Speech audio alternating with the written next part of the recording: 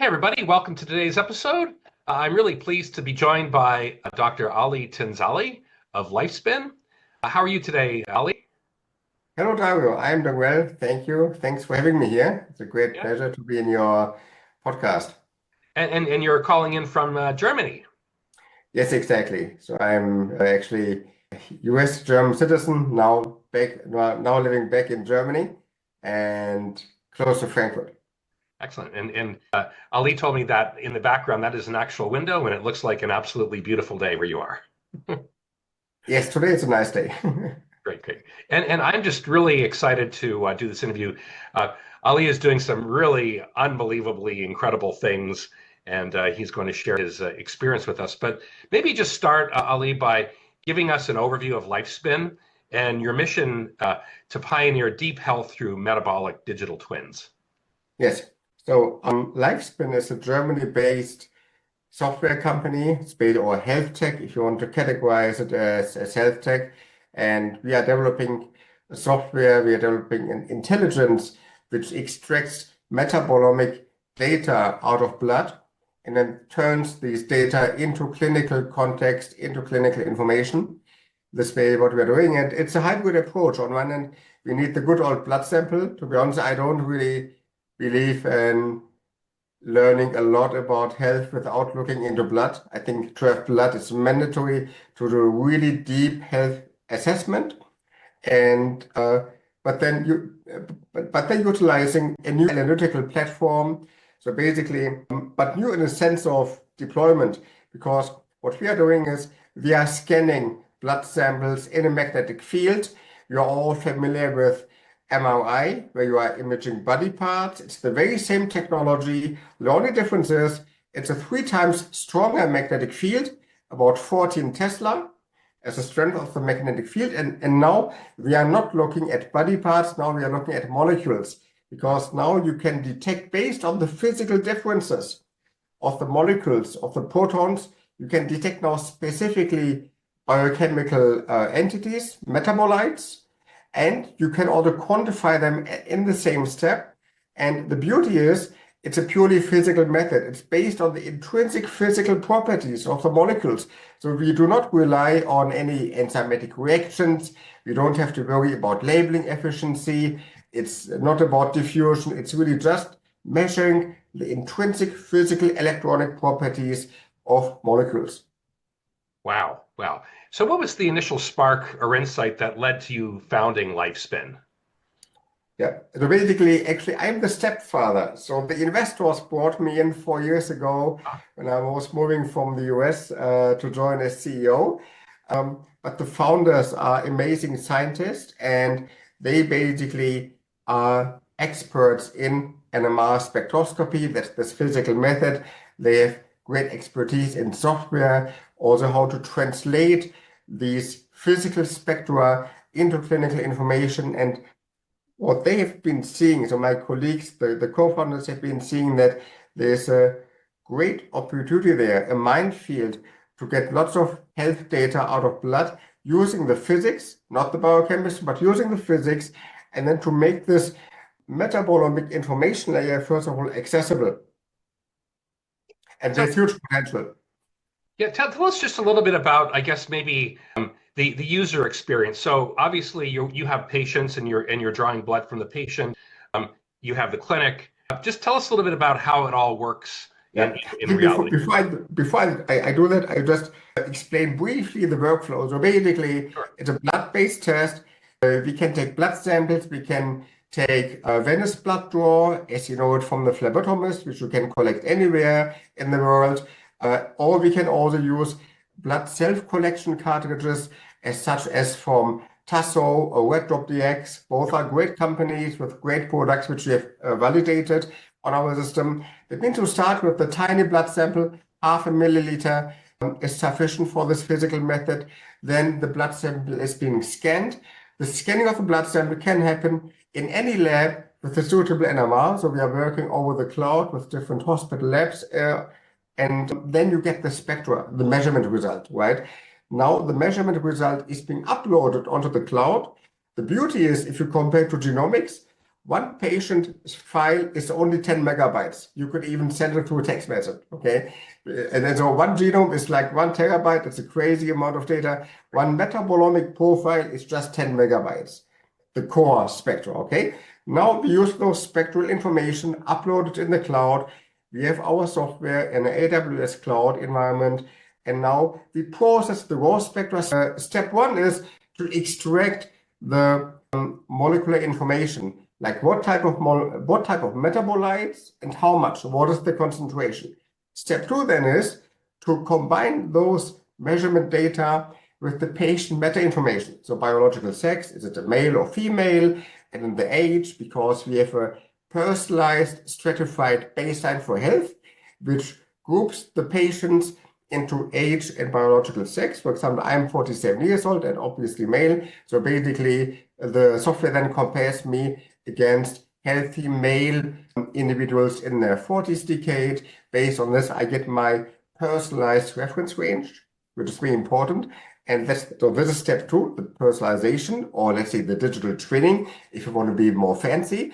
Step three then is to have an interpretation layer of the software, because on one hand, there's a worldwide increasing interest in metabolomic as a new modality in modern healthcare. But at the same time, when you speak with physicians about this, they acknowledge the importance, but you don't want to be an expert necessarily to understand what it means. If you look at genome, there are all these genetic counselors, right? They do very important work, but there's not the bandwidth to do the same for metabolomic. That's why we have now built in the last year, actually, a software layer on top of it, which does the clinical interpretation and results, and basically then, which then produces a report. And the report, it's very important to keep it really easy to understand. So that's basically how the report looks like. It's a 20-page document. Most important is the first illustration, which is a dashboard, because the dashboard does everyone understand. So these are different health areas: pancreas, inflammation, cardiovascular, liver, and so on. And then the color of the dashboard then tells you green, all good, keep going. Yellow, oh, something could be coming up. Important is yellow does not mean sick. Yellow means increased likelihood of developing a disease. Okay, it's still all good. You can do something about it. And red is something where you should take notice and go to a physician, which could be, for example, that you have your lipoprotein particles may be too small. That means you may want to think of taking statins. That's then the dialogue you can have with your clinician. But most important was really to interpret these data, because we get about 250 metabolomic markers from one measurement, and to put those into context, because a non-expert clinician would be just overwhelmed. And that's why important is for any new technology to make it understandable and actionable, because all the information you get, they're actionable. You can do something about it. So it's not a death sentence, okay? Right. And it's also not like those lifestyle wellness tests, which are a bit too high level, right? Because then they give you very specific recommendations, like do more exercise, drink more water. This could apply to anyone. That's why we want to be very specific. That's why we also go through healthcare providers. That's very important to have this curated level, this interface between the consumer or the patient. So the consumer is the patient before he or she gets sick, right? So basically, to get this to a level that there's always some expert guidance. That's very important. Right. So I guess, I mean, so conceivably, anybody over whatever, like at any point in their life could get this test. It would give them a baseline, right? And then it would also be able to potentially diagnose potential issues that they need to be aware of. But then I imagine over time, right? If you like, do you recommend repeating the test over time? Tell us a little bit about that. I think that's really interesting to see the evolution. Yes. Yeah, and so first of all, before I say that, it's important to note that this test is comparatively low cost. Okay, so basically it's 10 times less expensive than any metabolomic test outside. So here we are charging, for example, prices of about $95. Oh, really?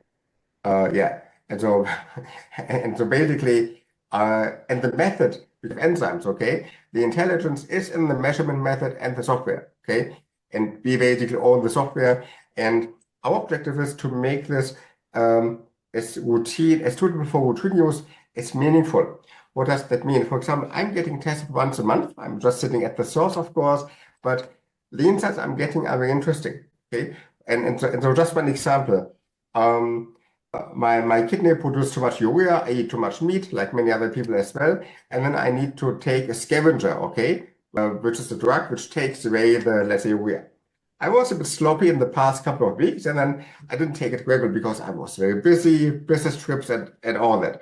And then I got my test, and the kidney was yellow. I was shocked. I never had that. And then urea was too high. Then this tells me, hey, I really need to stick in a more disciplined fashion to my urea scavenger to keep my kidney values in order. So those are really those day-to-day actual information if you're honest to yourself. And that's why I enjoy really having the privilege, of course, to be able to get tested once a month. Yeah. Because then I can also modulate, depending on the season or when I'm traveling too much in Asia, the jet lag, the, let's say, irregular lifestyle. So everything comes into play. But then there are also interesting other aspects. For example, when I was living in Boston, I had a very good physician in Cambridge, Mass. And then he was shocked because my liver enzymes have been too active, right? Way beyond any threshold. Then he thought I have something very, very bad, like hepatitis or whatnot. I got tested against all sort of liver disease. I was perfectly healthy. Now, what's interesting is when I get tested with the Lifespin test, it shows my liver is perfectly fine. The reason is following. In the traditional checkup, you look at the enzyme activity per se, but it's decoupled from the biological context. When you measure the metabolite concentrations as such and relate this to our 250,000 patient database, which we've in-house, it's a proprietary database, then you see, oh, actually it's perfectly fine. So the enzyme activity does not one-to-one translate into corresponding healthy or not healthy levels. Right. Fascinating. Tell us a little about the AI behind your product and how you've incorporated AI into it. It seems like a very important use case. And so AI is not everywhere now in the product. So basically, there's a machine learning component in the spectral analysis, which is getting better over time. The first products we have, which is the general health assessment, which basically I've shown here as the page 1 of the report. This is based on statistical analysis, and the reason is following.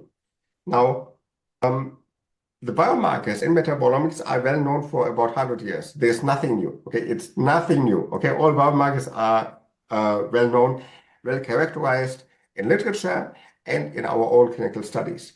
But what is new is to be able to capture 250 parameters at once within a very short time at highest accuracy and very cost effectively. That's the novelty. That means now we not only look at one or two different trees, we look at the forest from above with a drone. Okay.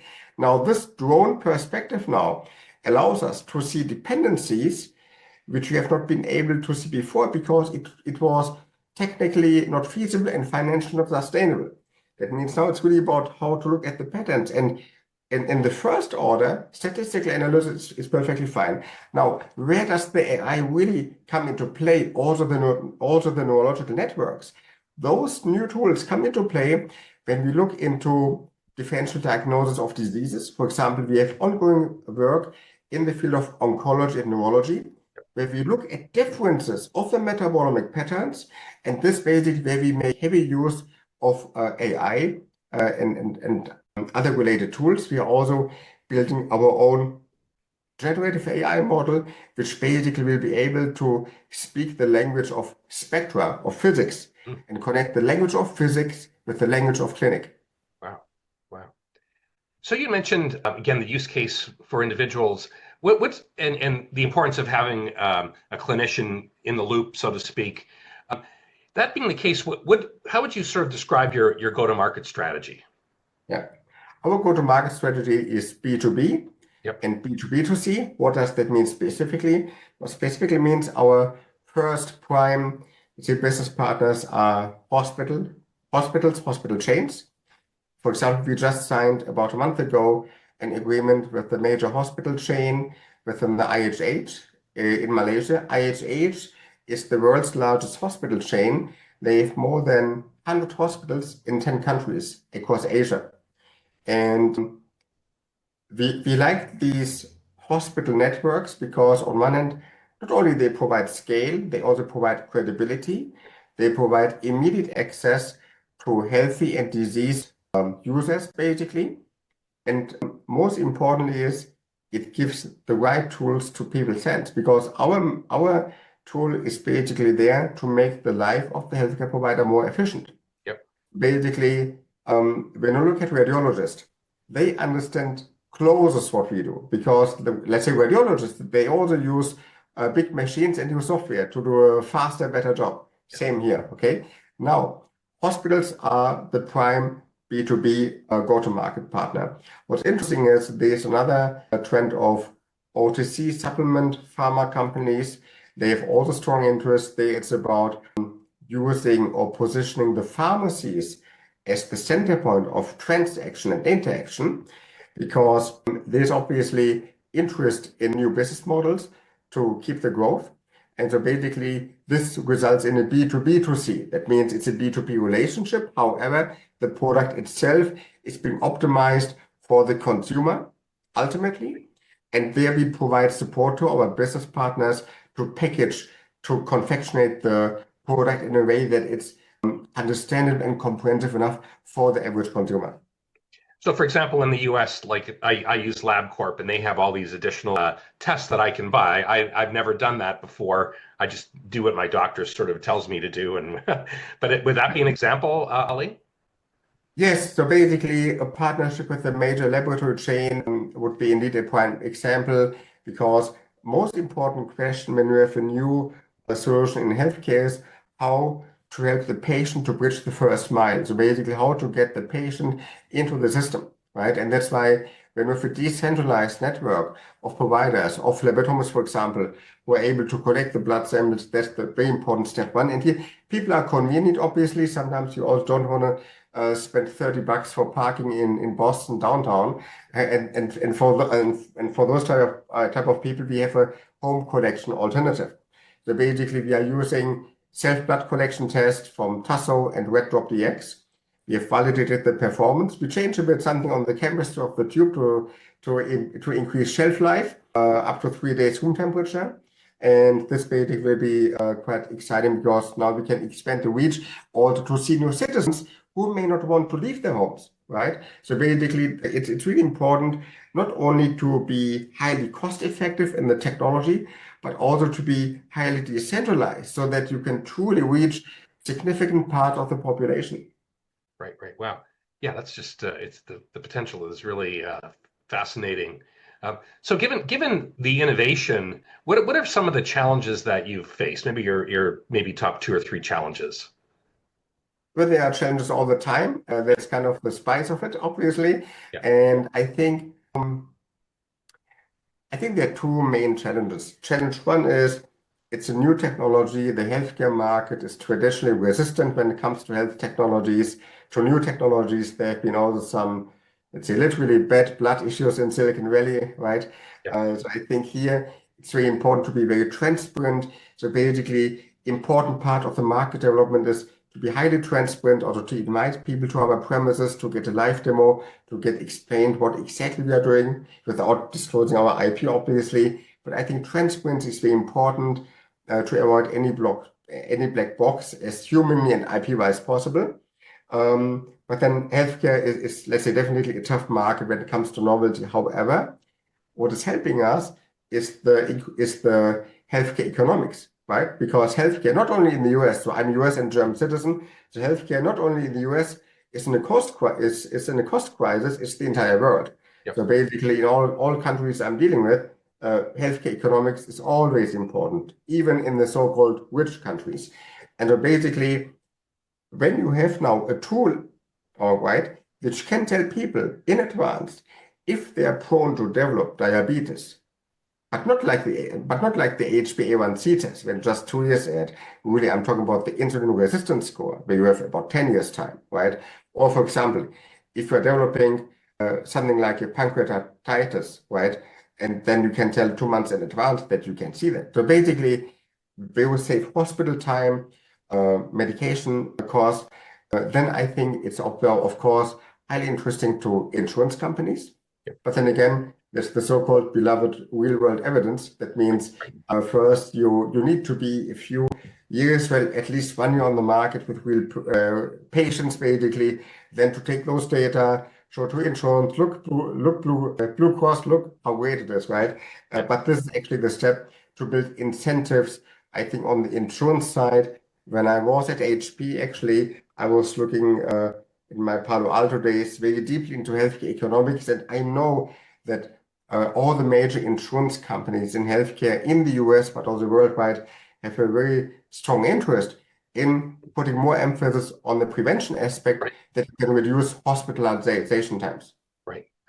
Awesome. Wow, this has just been really fascinating. Just one final question, Ali. What are maybe 2 or 3 key pieces of advice that you would have for other healthcare AI founders? I know you kind of shared some just recently, but maybe other things based on what you've learned.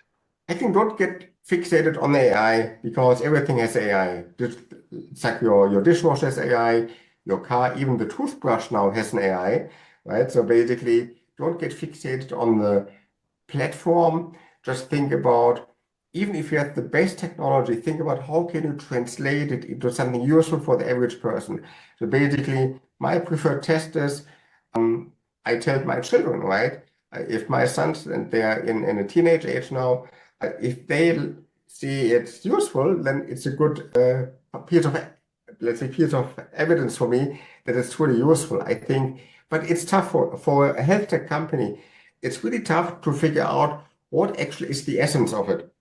And sometimes the awesome product you have in mind may not be the awesome product at all. And then it's really important to really be honest and dive deep to understand what actually is your core technology in your deeper, like in your deepest heart, so to say, of the company. That's really important, I think, because some solution may not need AI as much. Sometimes when I look at the FDA, at least the FDA, how it is being right now, AI may not be a good tool to propagate, right? FDA is not a big fan of AI, at least not yet, which may hopefully change.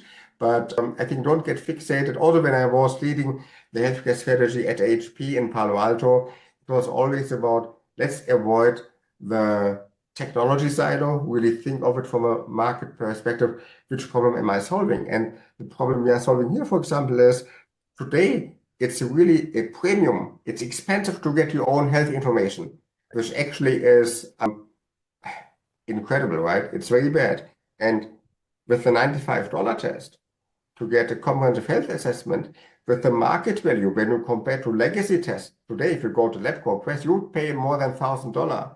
Yeah. And still you wouldn't get really the best advice, I would say. Hopefully no one will take this offensive, but that's a matter of fact, my own observation. So basically, really think of it. And that's a multi-year process. Of course, in hindsight, people say, I always knew it will be like that, but actually it's a maze. And then ultimately, let's say with some hard work and luck, you find the right packaging of the product, but that's key, the packaging.